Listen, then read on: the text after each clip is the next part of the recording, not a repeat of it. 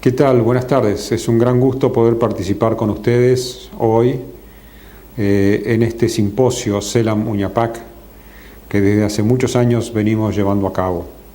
Lamentablemente no los puedo acompañar personalmente, pero utilizando el sistema audiovisual podemos compartir algunos temas que me gustaría presentarles a ustedes. Por otro lado, es un gran gusto poder estar en Santiago de los Caballeros y realmente aprovechar esta ciudad para poder llevar adelante esta reunión con ustedes y poder participar en conjunto con los empresarios presentes de la discusión de cómo desde un punto de vista empresario podemos contribuir a una sociedad más humana.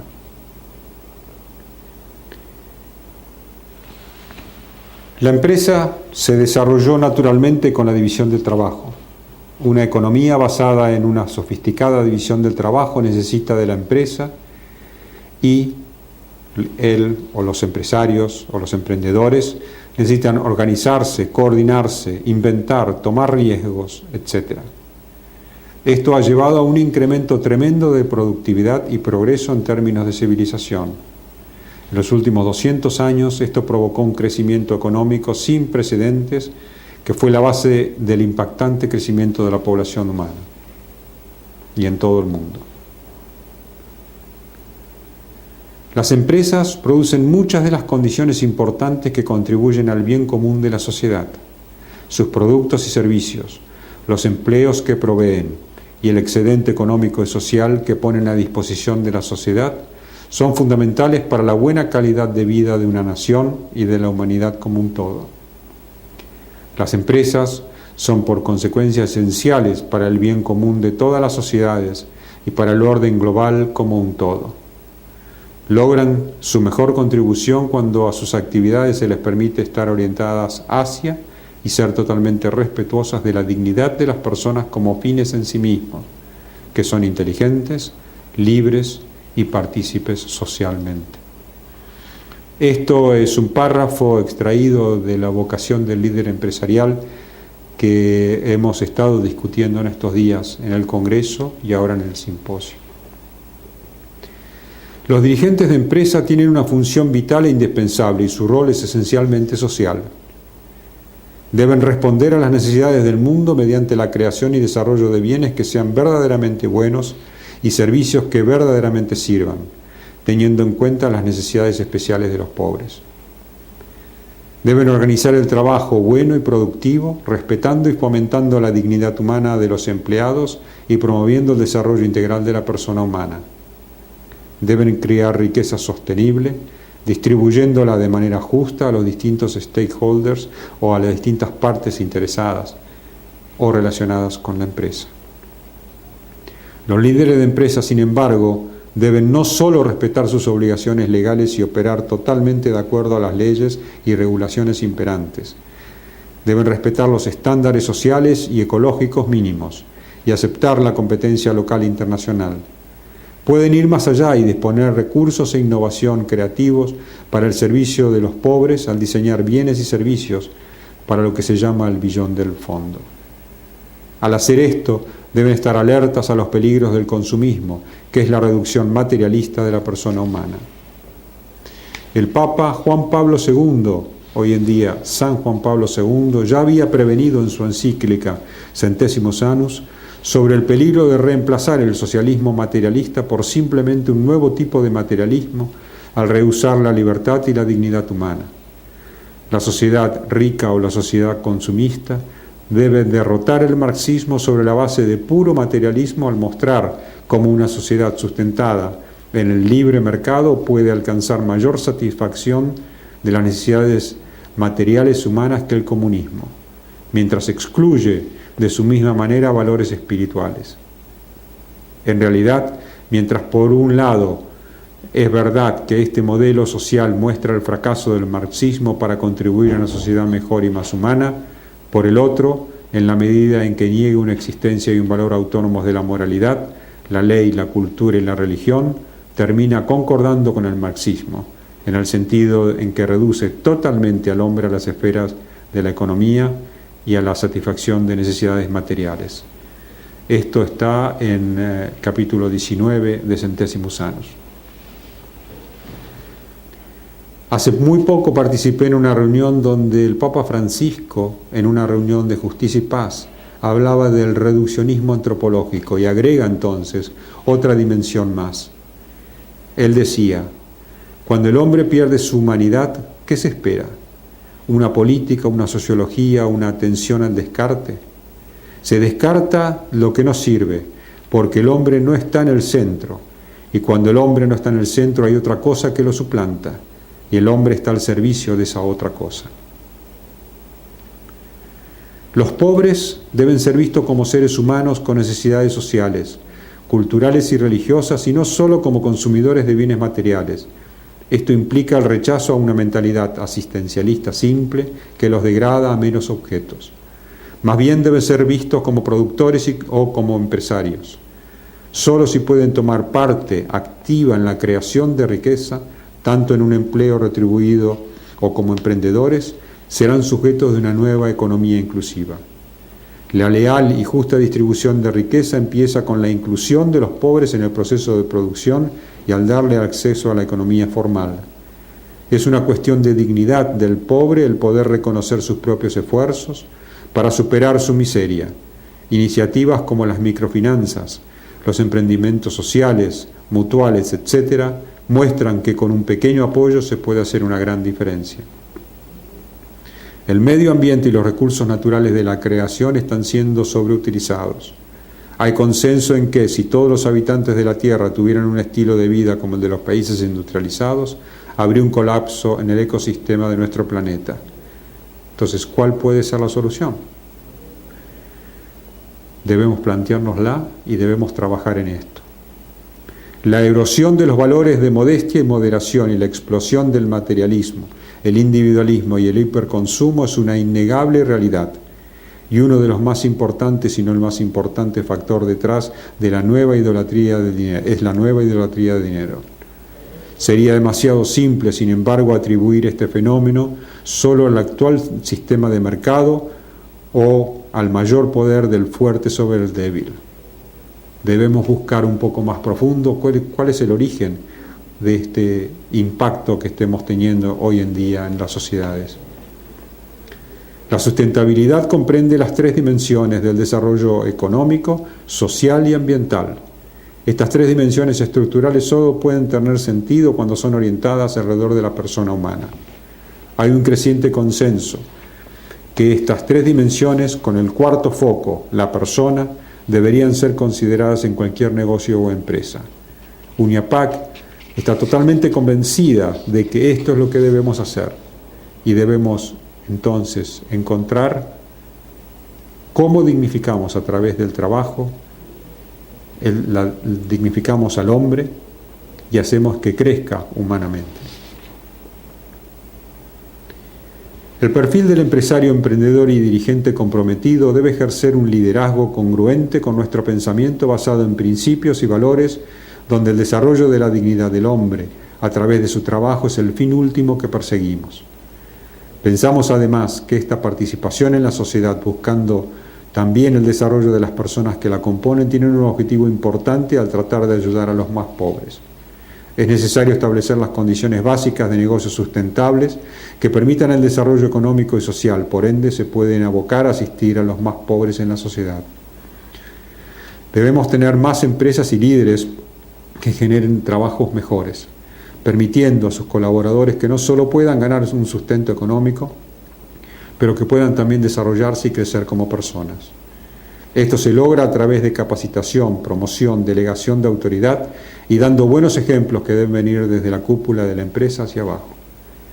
El valor de los líderes y emprendedores que están dispuestos a asumir el riesgo de comenzar un nuevo negocio, aún teniendo muchos elementos no bien definidos, debe ser destacado. El trabajo de crear trabajo debe ser respetado y, cuando sea posible, facilitado. Si comulgamos con que como empresarios y dirigentes cristianos constantemente enriquecidos y nutridos por el pensamiento social cristiano, consideramos que la economía construida en base a las relaciones con otros debe basarse en principios morales y éticos que culminan con el respeto a la persona. La economía, además de su foco en la producción, el comercio y la riqueza, está directamente asociada con la toma de decisiones basada en la conducta humana. Por lo tanto, resulta necesario tratar al hombre y los medios utilizados para lograr este objetivo en forma ética. El hombre es el autor, el centro y el objetivo de toda la vida socioeconómica. La ética constituye un compás que nos indica la dirección correcta. La fuerza que guía el compás requiere una fuente de energía. Como cristianos consideramos que esta fuente de energía es nuestra fe en Dios, que creó a su propia imagen un hombre que es responsable y libre. El comportamiento ético puede existir dentro de una empresa en la que exista un liderazgo insistente y efectivo. Los dirigentes empresarios son los que pueden orientar a las empresas hacia los valores éticos y principios específicos, liderar su implementación y ayudar a las organizaciones a conservar la conducta ética en el tiempo. A partir de nuestra experiencia, consideramos que una economía y una empresa inspirada y motivada para servir al hombre como un fin en sí mismo es, desde la perspectiva social como así también desde la económica, más eficiente al generar valor agregado que una economía y una empresa que están solamente guiadas por los intereses financieros de unos pocos y que consideran al hombre como una herramienta para servir a sus intereses individuales. El desarrollo de una responsabilidad social empresaria amplia pero focalizada en el hombre nos lleva al desarrollo de la persona y de la sociedad. Pero teniendo en cuenta las circunstancias y la evolución de las necesidades de la humanidad, es necesario dar un paso adelante y plantearse si es que no hay que comenzar a pensar en tomar una responsabilidad civil mayor que la del empresario con un involucramiento social. El trabajo permite a la persona descubrir su personalidad. Dice el profesor Stefano Samagni de la Universidad de Bolonia, la empresa debe producir civilización. Para poder evolucionar como empresarios hacia una participación y responsabilidad civil, es claro que tenemos que pensar que somos parte de la comunidad. Stefano Samagni señala, no es suficiente que los empresarios piensen solo en su empresa, es necesario, mas no suficiente. No solo planteamos estos conceptos y nuestro objetivo de cómo vemos la contribución que puede generar el empresario en una sociedad más humana, sino que además, desde el pasado noviembre, el Papa nos invita y nos confronta con una realidad que quizás no habíamos visto con los ojos que él lo está mirando. Y a través de su encíclica apostólica Evangelii Gaudium, él nos dice, no a una economía de exclusión, no a una nueva idolatría del dinero, no a un sistema financiero que regula antes que servir, no a una desigualdad que engendra violencia. Para Uñapac, Evangelii Gaudium es un documento extremadamente importante. Lo tomamos como un llamado a reaccionar a él, con una renovación espiritual y el involucramiento personal de nuestros socios y con el firme compromiso de contribuir a la transformación del mundo socioeconómico y político hacia el bien común. El crecimiento económico es necesario, pero insuficiente para un desarrollo humano integral. El empleo, esto es lo primero y principal en una economía inclusiva, debe crecer. La competencia es esencial para una economía moderna, pero necesita de un orden legal con instituciones públicas fuertes e independientes, estableciendo y haciendo cumplir las reglas y regulaciones con el objeto de mantener una competencia justa y leal en mercados abiertos. La pobreza es un escándalo real, los hechos son abrumadoramente nítidos.